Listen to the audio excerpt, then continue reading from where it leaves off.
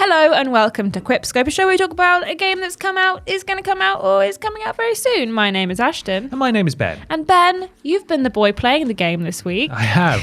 We always have at least one boy playing a game. Yeah. What game have you, boy, been playing? This boy's been playing Moss Book 2 on PlayStation VR. Now, this is a huge moment for me because as I have often talked about on TripleJump, my PlayStation VR has been in a box since I moved here in the beginning of 2019. Yes. And absolutely nothing has urged me to remove it from its sort of eternal resting place until now. So Moss 1, I think it's just called Moss. Yeah. Came out in 2018, a good few years ago now. And it was this delightful, you've played it as well. I've played it, Just delightful sort of platform puzzler kind of game where it's got this like lovely fantastical story involving woodland creatures. Play a little mouse called Moss. A Quill. Quill? It's called Quill. It's Quill the mouse. Why is it called Moss then? We'll never know. Well, we'll never know. It doesn't matter. It's called Quill. So you control Quill with the DualShock controller. And as the VR headset wearer, you are the reader, who is sort of this omnipotent force in their world. And you can interact with various things as well. And everything's presented from sort of a side-on, almost like diorama type thing. And you can peer around edges and like look in through windows and stuff. And you are stationary. Unlike most VR games, you're kind of stationary. It's more about looking around than exactly, which I think works so well. Yes. And it's such a nice approach to a VR game, and I hadn't really seen it done like that before. And it was just such a lovely little adventure that when Moss Book 2 was coming out, I thought, I've got to play that. I know, I'm really jealous because I haven't got PlayStation VR, so I can't play. I'm looking forward to that. So currently I believe it's only available on PlayStation VR, but as with the last one, it did eventually come to other platforms, so hopefully it'll come to other ones as well. This picks up directly where Moss 1 ended. I think the general thrust now, because I've just played through the first couple of like chapters of it, the general thrust now is that you're in this sort of, you've reached the throne room of the castle that you were getting to at the end of the first game. And there are various portals, and you need to go through each of those portals to collect the MacGuffin, I think they're like glass shards or something like that, at the end of each one, which obviously gives you a huge variety of environments. So I've been to this sort of quite, I don't know, like jungly, enchanted foresty kind of area. It looks a lot like Trine in a lot of ways. Like one of the things that we all love so much about Trine is its presentation. Yeah. And how sort of colourful and delightful and whimsical it is. Yeah. It's very much like that. My main issues with it, because I do have a few issues with it, are pretty much entirely on the headset, I think, because obviously this is, this headset came out in 2017, I think, maybe, the PlayStation VR headset. So it's never been the highest fidelity headset anyway.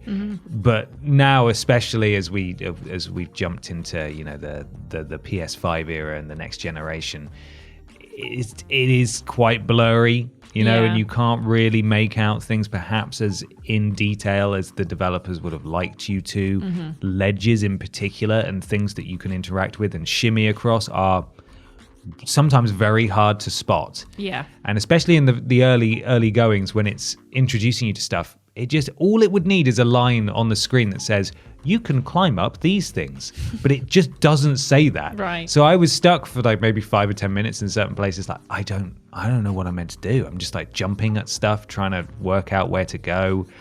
So that was, that's a real bummer. But as you progress, obviously you become more aware of where you can and can't jump. Yeah. But some of the places you can shimmy across, they're sort of like, they're well worn. You can see they look kind of different, but because it's sort of blurry, it's not as obvious as it perhaps should be.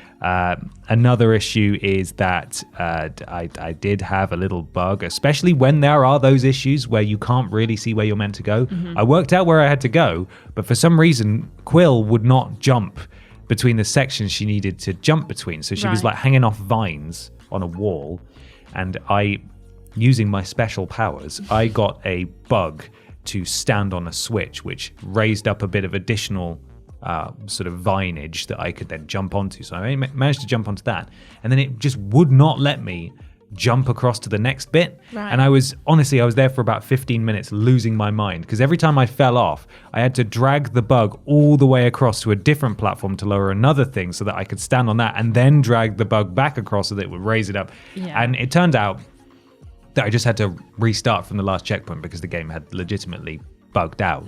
But due to my experience up until that point of really struggling to see where I was meant to go, I thought, this has got to be it, but I'm just doing something wrong. Yeah. And it turns out it was the game Right. that was messing up.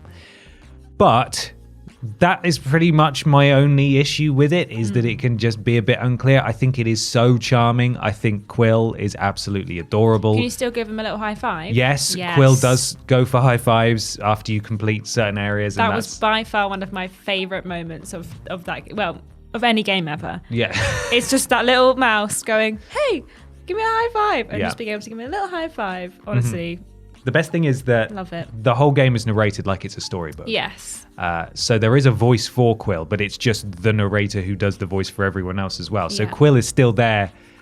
I think it would somewhat be ruined if Quill spoke with a human voice. Yeah. Like if Quill's mouth moved and human words came out of it. But you can see that Quill is like making squeaking noises. And it's so good. And she does like little dances and stuff when you get stuff right. And if you're like looking around an area trying to work out what to do, after a few seconds, she'll like wave at you like, "Hey, come on, let's go. I'm over here. Yeah. Let's flip and do this thing."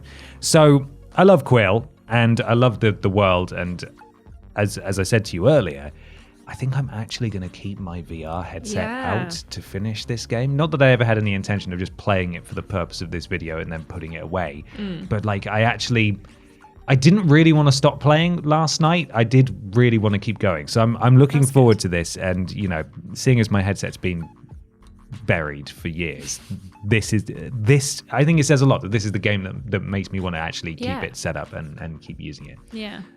It's good. And PSVR 2, it's on the horizon. We know that. And while this game may come to other platforms and presumably be a bit clearer in terms of its visual fidelity, if this is the last major game that comes out on PlayStation VR before it goes and we get PSVR 2, what a swan song. What a swan song. It's so lovely. I really like it.